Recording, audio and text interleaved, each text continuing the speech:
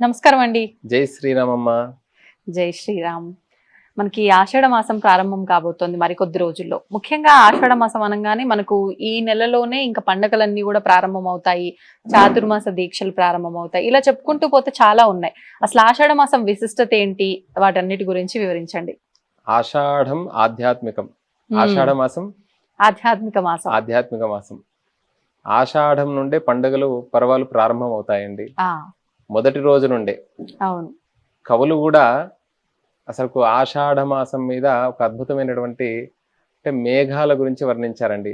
ఆషాఢస్య ప్రథమ దివసే మేఘమాశ్లిష్ట సానుం వప్రక్రీడా పరిణత గజం ప్రేక్షణీయం దదర్శ. ఎంతో మేఘాలతోని కూడుకొని ఒక ప్రకృతి రమణీయత, మార్పు వస్తుంది ప్రకృతిలో. ఆనందంగా ఉంటారు అందరూ కూడా. ఆ సమయంలో వర్షాలు పడేటువంటి సమయం కదండి. అవును. ఆ సమయంలో కొంత ఆధ్యాత్మికం జోడించి ధూప దీప నివేదనలని బోనం అని చేస్తుంటారు. బోనం అంటే అమ్మవారికి భోజనం. భోజనం ప్రకృతి వికృతి పదమే బోనం అని అర్థం అన్నట్టు. అంతే.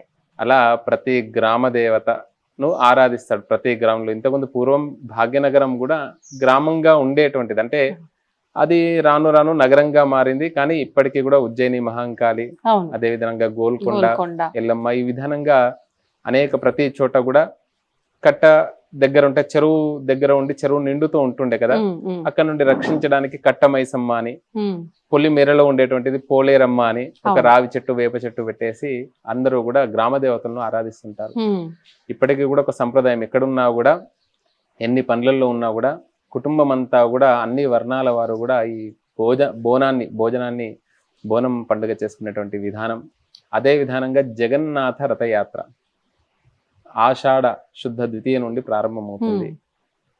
అదే విధానంగా వారాహి నవరాత్రుల నుండి ఆషాఢ మాసం మొదటి రోజు నుండే మనకు చాంద్రమాన ప్రకారంగా పూర్వాషాఢ ఉత్తరాషాఢ నక్షత్రం పౌర్ణమి రోజు ఉంటే దానికి ఆషాఢ మాసం అని పేరు మనకు తెలిసినట్లయితే అందరూ చెప్తూ ఉంటారు కామన్ గా.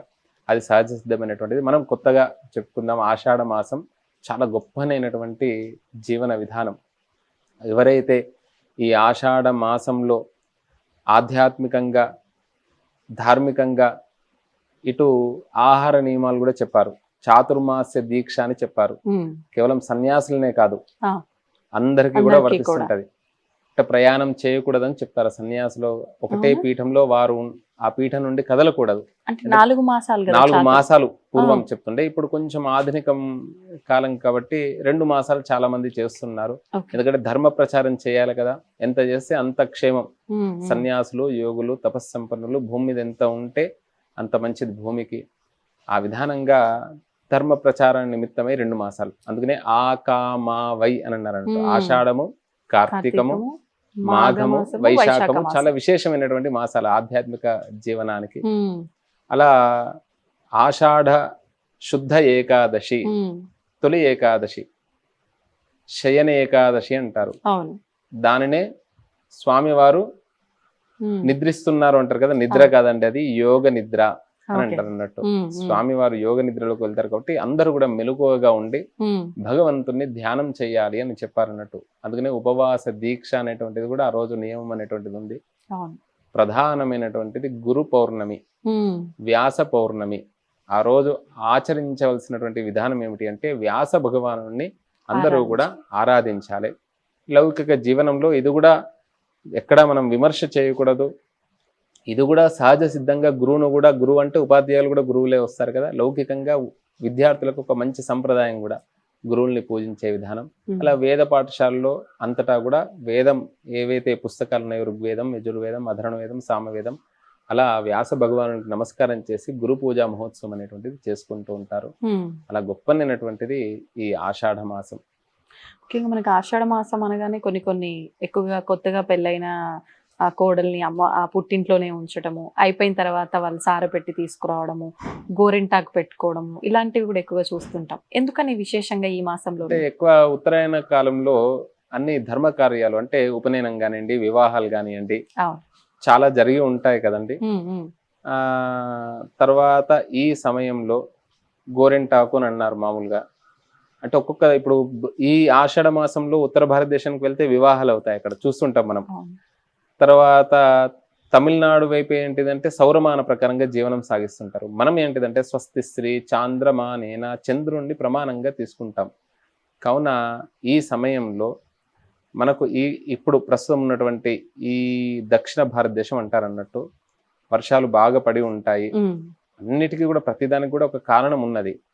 చాలా మంది ఏంటిది అని అంటే ఈ వర్షంలో తడవడము, తర్వాత అనేక పనులు, స్త్రీలే కదండి, గృహిణి గృహముచ్యతే అని అన్నారు.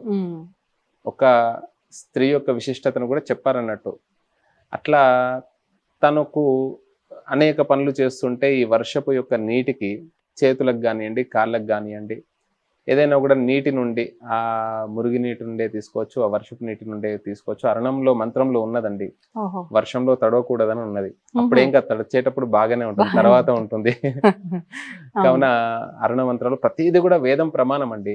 అత్యాశనాదతి పానాద్యచ్చ ఉగ్రాత్ ప్రతిగ్రహాతు అంటే అశనము అంటే ఏంటిది, తినడం అని అర్థం అన్నట్టు. తెలవకుండా ఎక్కువ తినేస్తాము, ఇబ్బంది పడతాం, చూడగానే తినాలనిపిస్తుంది, తెలవకుండా తినేస్తాము. ఇది తినమంటది, అన్నిటికీ కూడా కారణం మన యొక్క పొట్టనేనండి. అన్నిటికీ కూడా తెలియకుండా తినేస్తాం. అత్యాశనాదతి అశనం ఎక్కువ తినడం, అతి పాన ఒక గ్లాస్ తాగితే కొంచెం తాగితే వద్దంటాం, చల్లటి పదార్థం అంటే వద్దు అంటాం. ఏదో చూడగానే ఏదో కొంచెం చూద్దాం లేదు, చిన్న గ్లాస్ అనుకుంటాం, ఒకటి తాగుతామా. ఇప్పుడు ఫంక్షన్స్ లో ముందుగా భోజనానికి ముందుగా ఇవే పానీయాలు ఇస్తూనే ఉన్నారు, ఒకటి కాదు 4 వేస్తే ఇంకా వాడు ఏముంటాడు, తెల్లవారు ఇబ్బంది పడాల్సి ఉంటుంది. అతి పానాత్ అంటే ఎక్కువగా తాగకూడదని చెప్పారు. అదే విధంగా అత్యాశన దతీపానాత్ అత్యుగ్ర అంటే ప్రతిదీ కూడా కావాలని కోరుకోకూడదంట. చూసిందల్లా కూడా, కంటికి చూసిందల్లా కూడా కావాలని కోరుకోకూడదంట. ఇది కూడా ప్రమాదకరమైనటువంటిది అని చెప్పారన్నట్టు. మనం ఏ లిమిట్స్ లో ఉన్నాం ఆ లిమిట్స్ లోనే ఉండాలి.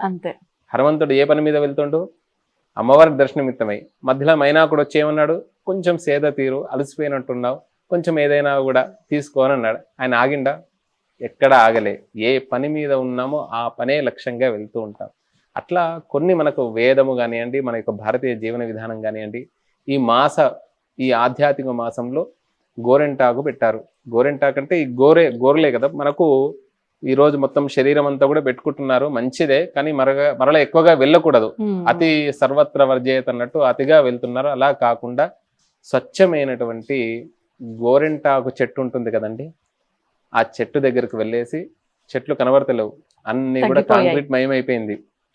ఆ చెట్టు దగ్గరికి వెళ్ళి వెళ్ళడం ద్వారా కూడా దాంట్లో ఎన్నో ఒక ఔషధి సంబంధమైనటువంటివి ఉన్నాయండి. పూర్వం కొన్ని వ్యాధులకి లోపలికి కూడా ఆహారంగా ఇచ్చేటువంటి వారు అంటే ఈ ఆయుర్వేదంలో అది కూడా ఎంత మోతాదు ఉండనో అంత మోతాదే ఉండాలి. కొన్ని మనం చూస్తుంటాం వైద్యంలో అనేక బెరడులు కానివ్వండి. అందుకనే ప్రకృతి చాలా గొప్పనైనటువంటిది. అలా ప్రకృతి నుండి సహజ సిద్ధంగా ఉన్నటువంటి ఆకుని తీసుకుని వచ్చి, అదేదో తీసుకుని వచ్చి 4 రోజులకు నూరితే కాదండి. పూర్వం రోకలి ఉంటుండే, ఈరోజు సరే మిక్సీ అనుకోండి, ఈజీ జీవనం, ఏం పర్వాలేదు, కాలానికి తగ్గట్టు విధాలి, వెంటనే పెట్టుకోనంట. మళ్ళీ ఎక్కువ రోజులు ఉంటే అది పండది, నాకు పండలేదని మనం బాధపడుతుంటాం. బాధపడకూడదు, నూరిన వెంటనే పెట్టుకోలే. లేకపోతే దానికి ఏంటంటే మందులు వాడేటువంటి అందరి ఇళ్లలో ఉంటున్నాయి. అసలు ఫ్రిడ్జ్ లో ఐటమ్స్ తినకూడదు. ఈ రోజు ఎప్పుడు చేసామో అప్పుడు పదార్థమే తినాలి, అదే ఆరోగ్యం అంట. అట్లా కనీసం నేను రేపు పొద్దుటికి ఈరోజు సమయం లేదనుకోండి, కనీసం ఫ్రిడ్జులన్నా ఉంచనంట, ఆకు కానివ్వండి అదే, అప్పుడు తప్పకుండా పండుతుంది. ప్రతి భారతీయ జీవన విధానంలో స్త్రీలంతా కూడా దేవతా స్వరూపం అండి. అందుకనే అజరజ ఖరరజ తథా సమ్మార్జనీరజ స్త్రీనాం పాద రజశ్చైవ శక్రస్యాపి శ్రియం హరేత్ అని చెప్పారన్నట్టు. అజ అంటే మేక అని అర్థం, ఖర అంటే గాడిద అని అర్థం. అమరకోశం చెప్తుంది సమ్మార్జని అంటే చీపురు అని అర్థం అన్నట్టు. అలా దీని యొక్క దుమ్ము మన మీద పడకూడదంట. పడితే ఏమవుతుంది, అందుకనే ఊడుస్తూ ఉంటే పక్కకు జరగండి అని అంటుంటాం కదా, ఊడ్చేటప్పుడు వెళ్ళకూడదు అని అంటారు. మనం రోడ్డు మీద కూడా ఏదైనా వెహికల్స్ వస్తుంటే చాలా దూరంగా ఉండాలి అని చెప్తుంటారు. అంటే ఇప్పుడు అన్ని రోడ్స్ అయ్యాయి, కానీ పూర్వం ఏంటిదంటే దుమ్ము ధూళి అంటే మేకది కానివ్వండి, అజ ఖర సమ్మార్జన చీపురు యొక్క ఏ డస్ట్ అయినా కూడా ఎలర్జీ అవుతుంది కదండి, తెలియకుండా లోపలికి వెళ్ళేసి ఊపిరితిత్తులు పాడైపోతాయి అన్నమాట. అంతే. అట్లా స్త్రీనాం పాద రజశ్చైవ అని అన్నారు. స్త్రీనాం పాద అంటే వీటి ధూళి అని చెప్పేసి స్త్రీ యొక్క పాద ధూళి అని ఎందుకు చెప్పారు? ఎందుకు చెప్పారండి అంటే ఆవిడని గంపలో తీసుకుని వస్తారు వివాహ సమయంలో, ఆవిడని చాలా జాగ్రత్తగా చూసుకోము అనేటువంటి అర్థం. అంటే పని చేయొద్దని చెప్పలేదు శాస్త్రంలో, అంటే ఏ స్త్రీ సంతోషంగా ఉంటుందో అక్కడ సంపద ఉంటుంది. అందుకనే పాదాలకు కానివ్వండి, చేతులకు కానివ్వండి, ఈ గోర్లకు, పాదాలకు కూడా గోర్లు ఉంటాయి కదా, వాళ్ళు పాదాలలో ఎక్కువగా నీటిలో ఉంటారు కాబట్టి నీటిలో అనేక పనులు చేస్తుంటారు. మిగతా టైంలో ఏమీ కాదు, కానీ ఈ వర్షపు నీటిలో ఇప్పుడు అన్ని కూడా కొంచెం సేఫ్ జోన్ వచ్చింది. పూర్వం ఇవన్నీ ఇంత లేకుండే కదా, అలా అన్ని పనులు చేస్తుండే. వ్యవసాయ పనులకు కూడా వెళ్తుంటారు స్త్రీలు అప్పుడు.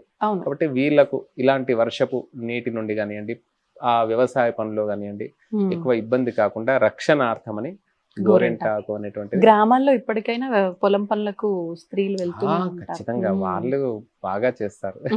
శక్తి కూడా పురుషుడి కంటే 8 రేట్లు ఎక్కువ ఉంటుంది చెప్పారు. ఎవరు చాణక్యుడు చెప్పాడు, మనం చెప్పినటువంటి మాట కాదు. అట్లా అన్నిటికీ కూడా ఆధారం. అందుకనే భూమే కదండి, భూమాత అన్నారు, గోమాత అన్నారు, మొట్టమొదటిగా మాతృదేవో భవ అని అన్నారు. తర్వాతనే ఏదైనా కూడా మనకేమంటాం, దెబ్బ తాకినా ఏదన్నా కూడా అమ్మ అని అంటాం కదా, నోటి నుండి వచ్చేటువంటిది అమృతమైనటువంటిది. అమ్మ అంటే అమృతం. ఏ స్త్రీ అయినా సరే సత్వ తమో రజో గుణాలను దాటించి, ఇప్పుడు మీరు అన్నారు స్త్రీ అని అన్నారు, మళ్ళీ స్త్రీ అనే పదం అని ఎందుకు వాడారు? ఆడదే అని వాడచ్చు.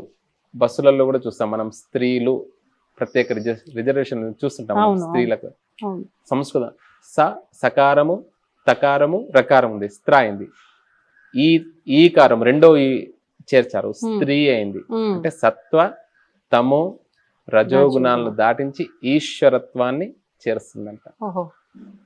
ఎంత అర్థం ఉంది చాలా. అందుకనే గృహస్థాశ్రమం కూడా చాలా ముఖ్యమైనటువంటిది. మానవుడు తరించాలి అని అంటే ఖచ్చితంగా ఆవిడ పాత్ర ఉంటుంది. వివాహమైన వారు అంటే కొత్తగా వివాహమైన వారు సంవత్సరం తిరగక ముందు వచ్చే ఫస్ట్ ఆషాఢ మాసం కూడా కొన్ని నియమాలు ఉంటాయి ఆ స్త్రీకి. అవి ఎందుకని? అంటే కాల ప్రభావం. ఓకే, కానీ ఇప్పుడు ఎవరు పాటించట్లేదు నిజానికి. అప్పట్లో ఎక్కువగా ఒక 10-15 సంవత్సరాల కోడలు ఒక కడుపులో ఉండకూడదు అని దానికి బలమైనటువంటి కారణం ఉన్నది. అంటే ఈ సమయంలో అతను వృత్తులకు వెళ్తాడు కాబట్టి ప్రధానమైనటువంటిది క్రయ విక్రయాలే కదా, ధాన్యం వస్తేనే క్రయ విక్రయాలు వస్తాయి. అతను ఇక్కడే 2 నెలలు ఉంటే ఇదే సమయంలో కదా వర్షాలు పడతాయి, పాడికి వెళ్ళాలి. అట్లా పూర్వం ఈ నియమాలు అన్నట్టు. ఇప్పుడు ఉద్యోగము, వ్యాపారము, వ్యవహారము, ఇంట్లో కూర్చుంటే కొండలైనా కూడా కరిగిపోతూ ఉంటాయి. అట్లా బలమైనటువంటి కారణాలు ఉన్నాయి.